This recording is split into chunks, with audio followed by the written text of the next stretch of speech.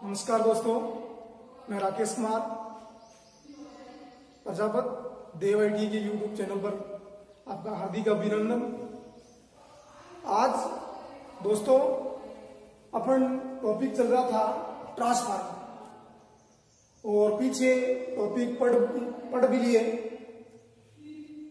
अब अपने कल पढ़ा था अपन आउटपुट वोल्टेज के आधार पर ट्रांसफार्मर पढ़ लिए और दूसरा कोर के आधार पर अपन पढ़ लिए।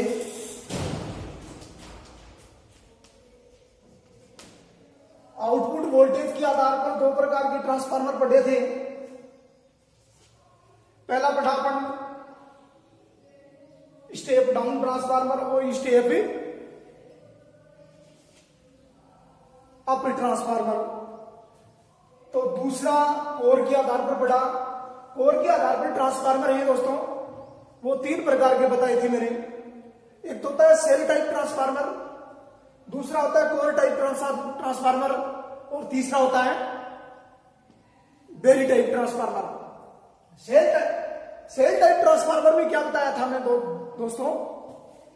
सेल टाइप ट्रांसफार्मर के अंदर कि पहले तो ये देखो, कोर के आधार पर मैंने बताई थी कि कोर है वो अलग अलग आकृति की प्रयोग की जाती है। जैसे ई आकृति की है, आई आकृति की है, एल आकृति की है और यू आकृति की है। ये कोर है वो ट्रांसफार्मर के अंदर प्रयोग की जाती है दोस्तों। अब कोर के आधार पर कोर है वो इस ट्रांसफार्मर के अंदर क्यों प्रयोग की गई, ये भी अपन थोड़ा देख लेते हैं कि ट्रांसफार्मर के अंदर कोर है वो इसलिए उपयोग की गई कि विद्युत धारा जब सप्लाई प्राइमरी वाइंडिंग को देंगे तो उसमें चुंबकीय फ्लक्स उत्पन्न होगा। चुंबकीय फ्लक्स है वो कोर के माध्यम से अधिक चुंबकीय फ्लक्स है वो गतिमान हो और सघन रूप से गुजर सके, इसीलिए कोर का प्रयोग की आवश्यकता पड़ी। अब दोस्तों कोर है, कोर अपन देखो कोर की लेमिनेटेड कोर यूज में लेते हैं कि ट्रांसफार्मर के अंदर क्या होता है कि कुछ क्षतियां होती हैं। उन क्षतियों को कम करने के लिए उनकी कोर को क्या किया जाता है, लेमिनेटेड किया जाता है। उसके बीच में एक इंसुलेटेड पदार्थ लगाया जाता है, लेमिनेटेड किया जाता है उन क्षतियों को। और वो क्षतियां होती है जैसे हिस्टेरिसिस क्षति होती है और भंवर धारा क्षति होती है, एडी करंट क्षति बोलते हैं जिसको। तो इनको कम करने के लिए अपन क्या करते हैं, कोर को लेमिनेटेड करते हैं। अब कोर होता है, अपन कहते हैं कि कोर ट्रांसफार्मर होता है। ट्रांसफार्मर के अंदर कोर की मोटाई भी होती है। कोर की मोटाई है वो 0.35 से 0.5 mm उपयोग में लेते हैं। अपन सामान्य तौर पर 0.35 से 0.5 mm उपयोग में लेते हैं दोस्तों कोर की मोटाई। अब मोटा मोटी अपन देखा है। अब इसमें देखते हैं कोर के आधार पर अपन पढ़ लिया। कोर के आधार पर जैसे सेल टाइप ट्रांसफार्मर है। सेल टाइप ट्रांसफार्मर कल पढ़ा था, shell type transformer. Shell type transformer के अंदर क्या होता है कि इसमें क्या होता है कि इसमें ई और आई आकृति की कोर है वो उपयोग में ली जाती है। ई और आई आकृति की कोर है उपयोग में ली जाती है। और इस प्रकार के ट्रांसफार्मर में क्या होता है, चुंबकीय बल रेखाओं के लिए दो समांतर मार्ग होते हैं। दो समांतर मार्ग होते हैं, रास्ते होते हैं चुंबकीय बल रेखाओं के लिए। और सेल टाइप ट्रांसफार्मर होता है, इसमें क्या होता है, बीम होते हैं वो 3 बीम होते हैं। और कोर टाइप होता है, उसमें कितने बीम होते हैं, 2 बीम होते हैं। और जो बेरी टाइप ट्रांसफार्मर होता है उसमें क्या होता है कि जब चुंबकीय फ्लक्स है वो क्या होगा भी, चुंबकीय फ्लक्स अधिक से अधिक। बेरी ट्रांसफार्मर होता है वो इस प्रकार की ट्रांसफार्मर एक विशेष प्रकार की क्या होती है, इसमें रोड प्रयोग की जाती है जिसको अपन बेरी प्रकार की रोड बोलते हैं। और इसमें क्या होता है कि भाई कोर में अनेक चुंबकीय मार्ग होते हैं। इसमें चुंबकीय मार्ग क्या होते हैं, बेरी टाइप में क्या होता है कि चुंबकीय मारक बहुत ज्यादा होते हैं, अधिक होते हैं। इसी के कारण चुंबकीय फ्लक्स का लीकेज बहुत ही क्या होता है, न्यूनतम होता है दोस्तों। लीकेज होता है वो बहुत ही न्यूनतम होता है, कम से कम होता है। आई बात समझ में? यह बड़े वेरिएबल प्रकार के, ये एक विशेष जगह पर और अधिक पावर की आवश्यकता हो वहां पर यह वेरी प्रकार का ट्रांसफार्मर यूज में लिया जाता है। आगे बात समझ में? अब दोस्तों अगला टॉपिक अपना चलेगा वो है ट्रांसफार्मर के वर्गीकरण के अंदर तीसरा पढ़ रहे थे अपन, फेज के आधार पर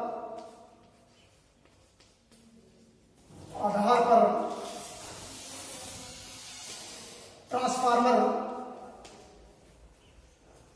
देखो दोस्तों, फेज के आधार पर ट्रांसफार्मर हैं वो मुख्य रूप से दो प्रकार के होते हैं। कितने प्रकार के होते हैं? दो प्रकार के होते हैं। पहला है अपना single phase transformer, single phase transformer, और दूसरा है जो थ्री फेज ट्रांसफार्मर। अब बात करेंगे अपन सिंगल फेज ट्रांसफार्मर की। सिंगल फेज ट्रांसफार्मर कौन से होते हैं? कि वो ट्रांसफार्मर जो सिंगल फेज एसी सप्लाई पर कार्य करते हैं। जो transformer single phase AC supply पर कार्य करते हैं वो ट्रांसफार्मर क्या कहलाते हैं भाई? क्या कहलाते हैं? सिंगल फेज ट्रांसफार्मर कहलाते हैं। जैसे अपन कहते हैं कि 250 वोल्ट की सप्लाई पर अपन देते हैं तो वो एक प्रकार का एक सिंगल फेज ट्रांसफार्मर होता है। आई बात समझ में? ये ट्रांसफार्मर कौन से होते हैं? सेल टाइप, कोर टाइप प्रकार के ट्रांसफार्मर होते हैं। और इसकी बात रही उपयोग, अब इसका उपयोग कहां लिया जाता है? जैसे वोल्टेज स्टेबलाइजर है, बूस्टर है, उसमें काम में लेते हैं अपन। और अपन इसमें इन्वर्टर में भी काम में लेते हैं, रिसीवर में भी काम में लेते हैं। ये ट्रांसफार्मर उसी में उपयोग में लिया जाता है। बात समझ में आई होगी कि सिंगल फेज ट्रांसफार्मर कौन सा होता है? जो transformer single phase AC supply पर कार्य करता है उस ट्रांसफार्मर को क्या कहते हैं? सिंगल फेज ट्रांसफार्मर कहा जाता है, जो 250 वोल्ट तक की सप्लाई पर कार्य करते हैं। और ये ट्रांसफार्मर कौन से प्रकार के होते हैं? जो सेल और कोर टाइप प्रकार के ट्रांसफार्मर होते हैं। और इसका उपयोग है वो पर कहां उपयोग में लेते हैं? वोल्टेज स्टेबलाइजर और बूस्टर, रिसीवर, इन्वर्टर आदि में इसका उपयोग किया जाता है। आगे बात समझ में? तो अपन इसको यूज में लेते हैं। कोई दिक्कत? जो दिक्कत हो तो मेरे को कमेंट में बताना। अब बात रही थ्री फेज ट्रांसफार्मर की। थ्री फेज ट्रांसफार्मर कौन से होते हैं? जो थ्री फेज एसी सप्लाई पर कार्य करते हैं। जो transformer three phase AC supply पर कार्य करते हैं, थ्री फेज एसी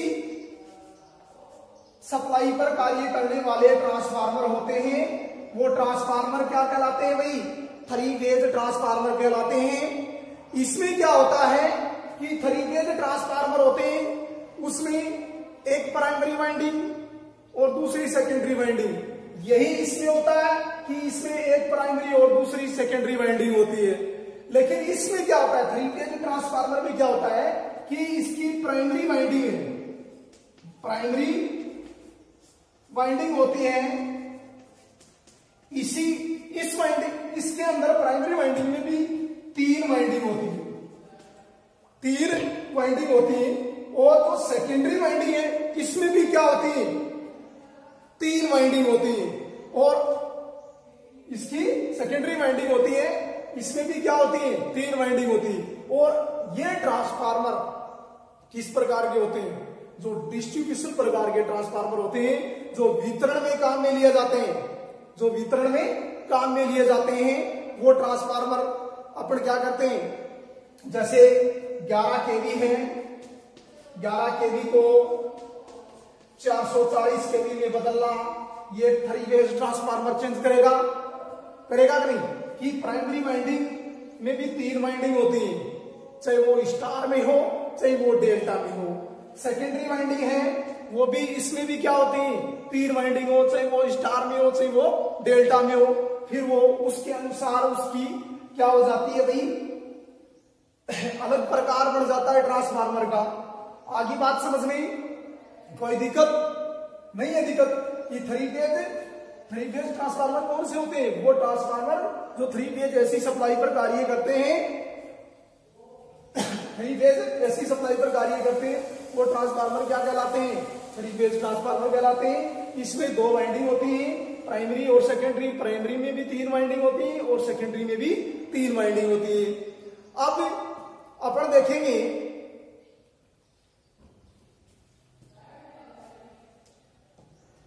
ये कोई दिक्कत नहीं है। दिक्कत चलो, इसमें कोई दिक्कत है तो बता देना कमेंट में।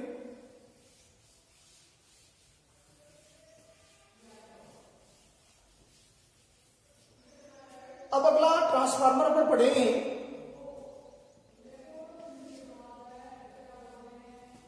शीतलन प्रणाली के आधार पर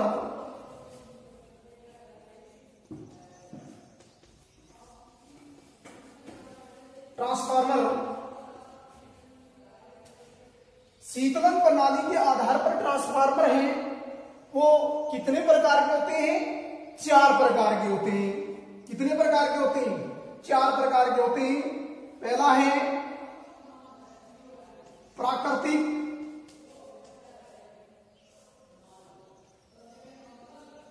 रूप से शीतलित ट्रांसफार्मर,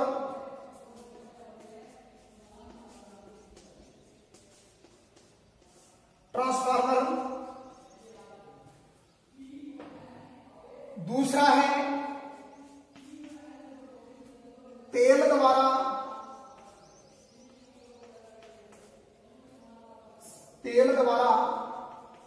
शीतलित ट्रांसफार्मर, और तीसरा है जल द्वारा शीतलित ट्रांसफार्मर, और चौथा है वायु द्वारा शीतलित ट्रांसफार्मर। देखो, शीतलन प्रणाली के आधार पर ट्रांसफार्मर है वो 4 प्रकार के होते हैं। शीतलन प्रणाली है वो ट्रांसफार्मर में क्यों अपनाई गई, क्योंकि शीतलन प्रणाली है वो ट्रांसफार्मर में इसलिए अपनाई गई कि ट्रांसफार्मर में क्या होता है भी कि जो क्षतियां होती हैं, कुछ क्षतियां होती हैं ट्रांसफार्मर के अंदर, उन क्षतियों को क्या करने के लिए, कम करने के लिए, और क्षतियों के द्वारा जो ऊष्मा उत्पन्न होती है उसको कुछ कम करने के लिए, क्षतियों के द्वारा जो ऊष्मा उत्पन्न होगी उसको कम करने के लिए शीतलन प्रणाली के आधार पर ट्रांसफार्मर को बांट दिया। और प्राकृतिक रूप से शीतलित, तेल द्वारा शीतलित, जल द्वारा शीतलित और वायु द्वारा शीतलित। आई बात समझ में कि शीतलन प्रणाली इसीलिए उपयोग में ली गई कि साथ में शीतलन प्रणाली ट्रांसफार्मर में क्या काम करती है, ये भी काम करती है। एक तो ट्रांसफार्मर को क्या करती है, ठंडा रखती है। जो ट्रांसफार्मर होता है उसके ऑयल ठंडा होगा तो ट्रांसफार्मर की वाइंडिंग है वो भी ठंडी हो जाएगी, और साथ में वाइंडिंग को एक इंसुलेशनता भी प्रदान करती है। क्या करती है, इंसुलेशनता प्रदान करती है, इंसुलेटेड का कार्य करती है। आई बात समझ में। तो पहले देखेंगे अपन प्राकृतिक रूप से शीतलित ट्रांसफार्मर। प्राकृतिक रूप से शीतलित ट्रांसफार्मर, थोड़ा सा स्क्रीनशॉट ले लेना।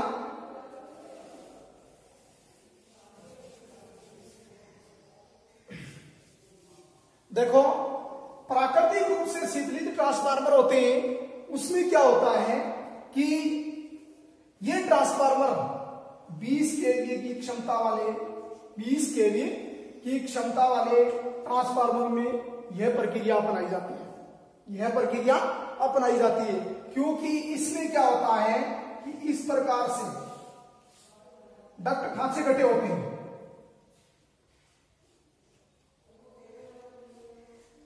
इस प्रकार से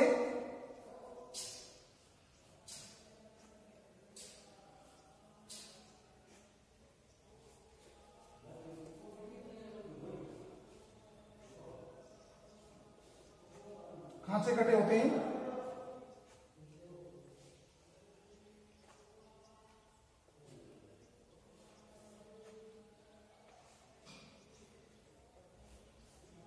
इसमें क्या होता है कि इस खांचों के अंदर जो प्राकृतिक वायु है वो टकराएगी और जो गैप है हवा का वो अंदर की ओर प्रवेश करेगा, तो ट्रांसफार्मर की क्या होंगी, पत्तियां भी ठंडी हो जाएंगी। ये तो है अपना एक प्राकृतिक रूप से शीतलित। मुख्य इसकी बातें ध्यान में रखनी है।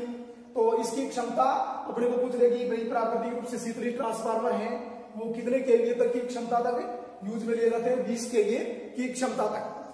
आई बात समझ में। अब दूसरा देखेंगे थोड़ा सा।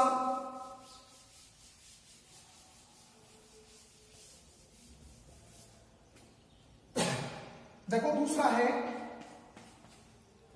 तेल द्वारा शीतलित। ये बहुत ही मुख्य, तेल द्वारा शीतलित। क्योंकि अपने क्या करते हैं, वर्तमान के अंदर इसी प्रक्रिया को अपनाया जाता है। जो तेल के द्वारा शीतलित ही ट्रांसफार्मर जो विद्युत उत्पादन केंद्र होते हैं, वहां पर जो ट्रांसफार्मर लगाए जाते हैं, जो वितरण केंद्र होते हैं, वो वहां पर भी क्या लगाए जाते हैं, तेल से द्वारा शीतलित ट्रांसफार्मर होते हैं। तेल द्वारा शीतलित ट्रांसफार्मर क्या होता है भी, इसमें तेल के द्वारा अपन क्या करते हैं, शीतलित करते हैं इसमें कि ट्रांसफार्मर के अंदर वाइंडिंग भरी होती है, वाइंडिंग लपेटी जाती है क्रोड के ऊपर, और क्रोड के ऊपर लपेटने के बाद उसका बाहरी भाग होता है, इसके अंदर इस प्रकार से क्रोड होती है, इसके ऊपर इस प्रकार से वाइंडिंग होती है, और ऊपर से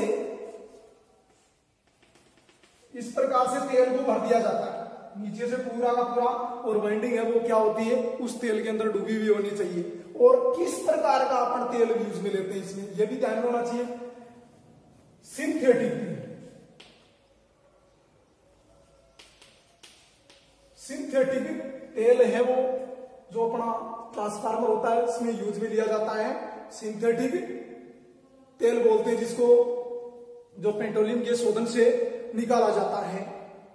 बात समझ में आ गई। ये तो था अपना तेल द्वारा शीतलित, और ये ट्रांसफार्मर 500 केवीए की अधिक केवीए से अधिक क्षमता वाले ट्रांसफार्मर में ये प्रक्रिया अपनाई जाती है।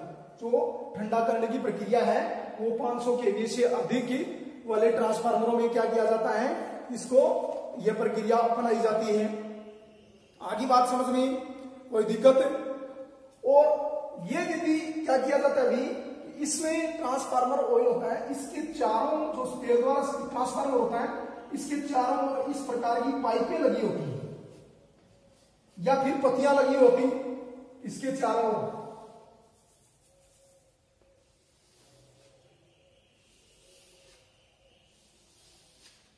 इस प्रकार से चारों ओर क्या लगी होती, इसकी पाइप लगी होती, इसके अंदर ये करोड़ होती, इस करोड़ के ऊपर क्या होता है, वाइंडिंग होती, और ये क्या होता है, इसमें पूरी खाली जगह होती है, इस खाली जगह में पूरा का पूरा ऑयल भर दिया जाता है। क्या भर दिया जाता है, ऑयल भर दिया जाता है। और ये इसकी पाइपें, ये शीतलन पाइप बोलते हैं इसको, क्या बोलते हैं, शीतलन पाइप, जो तेल को ठंडा रखने के लिए काम है। क्योंकि कैसे तेल को ठंडा रखेंगे कि जैसे जैसे तेल है वो ऊपर उठेगा, ये पाइपें क्या है, खाली है, पाइपें क्या है, खाली, और बाहर की हवा इसके टकराएगी तो ये ठंडा रखेगी, ठंडा होगी, और या फिर तेल है ऊपर उठेगा तो ये पाइप ठंडी होगी। आई बात समझ में? तो इस प्रकार से ये विधि क्या की जाती है, तेल के द्वारा शीतलित प्रक्रिया अपनाई जाती है। कोई दिक्कत नहीं है। चलो अब देखते हैं थोड़ा सा अगला पॉइंट।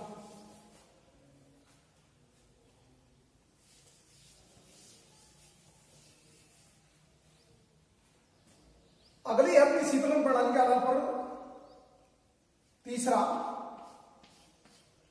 जल द्वारा शीतलित ट्रांसफॉर्मर। जल द्वारा शीतलित ट्रांसफॉर्मर। देखो जल द्वारा शीतलित ट्रांसफॉर्मर में क्या होता है कि इसमें इस प्रकार की संरचना होती है, जैसे मान लो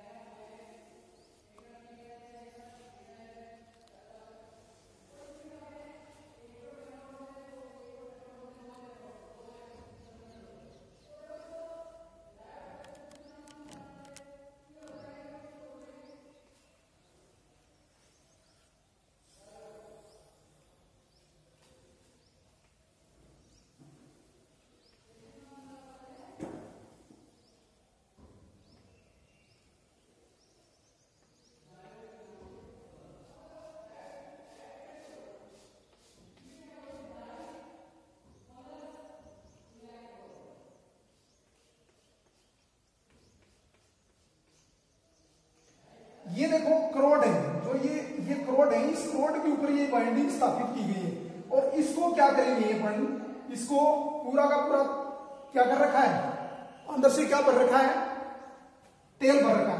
अब इसके अंदर क्या किया जाता है कि इसके अंदर पाइपें लगाई जाती है, इस प्रकार से घुमा करके, इस प्रकार घुमा करके क्या किया जाता है, पाइपें लगाई जाती है और इन पाइपों के माध्यम से पानी को प्रवाहित किया जाता है। ठंडे पानी को प्रवाहित करेंगे तो ये तेल क्या होगा, ठंडा होगा।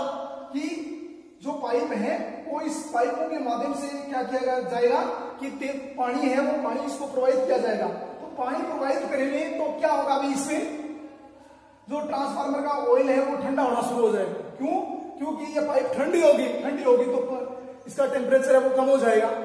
आई बात समझ में? तो इस प्रकार की विधि है वो अपन क्या करते हैं, जल के द्वारा शीतलित विधि को अपनाते हैं। लेकिन अपन तेल के द्वारा ही क्या करते हैं, सबसे ज्यादा वर्तमान में विधि अपनाई जाती है। तो कोई दिक्कत हो तो कमेंट में जरूर बताना। अब देखेंगे अगला,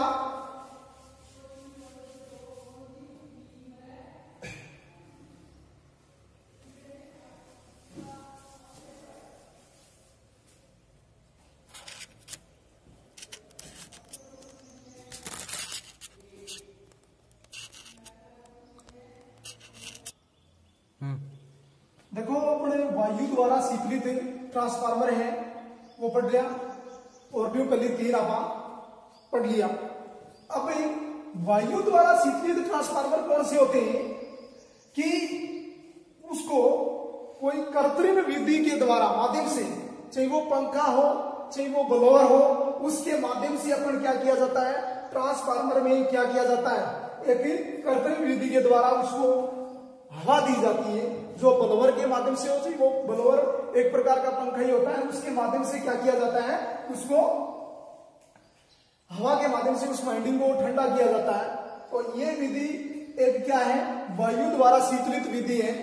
इसमें क्या है कि ये जो मैंने बना रखी है ये क्या है, एक प्रकार की कोर है। क्या है, कोर है, जो किसकी बनी हुई होती है, सिलिकॉन इस्पात की बनी हुई होती है, सिलिकॉन इस्पात की बनी हुई होती है, जो लेमिनेटेड कोर बोला जाता है। और लेमिनेटेड करने का कारण क्या है कि उसमें जो क्षतियां होती हैं उनको कम करने के लिए, जो बाहर ज्यादा क्षति होती है उसको कम करने के लिए उन पत्तियों को लेमिनेटेड किया गया। आई बात समझ में? अब देखो यहां पर क्या है, इसमें गैप है, देखो थोड़ा थोड़ा यहाँ पर गैप है, जो मैंने एरो दिखा रखी है, इस एरो की सीध में ये गैप है। इन गैप के माध्यम से नीचे से ब्लोअर है वो प्रेशर लगाएगा हवा का, तो इन खांचों के अंदर से हवा है वो इस प्रकार से घूमेगी, इसके अंदर यहां से निकलेगी आर पार, इसके करोड़ के स्पर्श होते हुए, करोड़ के स्पर्श होते हुए निकलेगी। तो इसकी करोड़ क्या होगी भाई, ठंडी होगी। अब ठंडी होगी तो यहां से भी ये जो एरो बना रखा है इस वाइंडिंग के पास में भी क्या है, डक्ट खांचे हैं, उस खांचों के माध्यम से हवा है वो बाहर निकलनी शुरू होगी। तो पूरी वाइंडिंग और करोड़ है वो क्या हो जाएंगी भाई, ठंडा हो जाएंगी। यह विधि एक वायु द्वारा शीतलित विधि है, अपनाई जाती है, कोई दिक्कत नहीं है, क्योंकि यह विधि क्या किया जाता है, एक वायु द्वारा शीतलित विधि अपनाई जाती है, अपन यूज में लेते हैं। तो ये थे अपने दोस्तों ट्रांसफार्मर के प्रकार में अपन पढ़ लिया था। पहला प्रकार कौन सा था, आउटपुट वोल्टेज के आधार पर पढ़ा, और दूसरा अपन पढ़ा कोर के आधार पर, और तीसरा पढ़ा किसके आधार पर, फेज के आधार पर, और चौथा अपना चल रहा है जो शीतलन प्रणाली के आधार पर ट्रांसफार्मर चल रहे हैं। अब शीतलन प्रणाली के आधार पर भी अपने चारों जो पार्ट हैं उनको अध्ययन किया है, और एक डायग्राम के माध्यम से भी अपन थोड़ा देखा है। तो कोई दिक्कत है तो मुझे कमेंट के माध्यम से बताना। तो आज अपन इतना ही, और बाकी कल इसका अध्ययन करेंगे। बाकी प्रकार बचे हुए जैसे आउटपुट क्षमता के आधार पर, ये कल अध्ययन करेंगे इसका।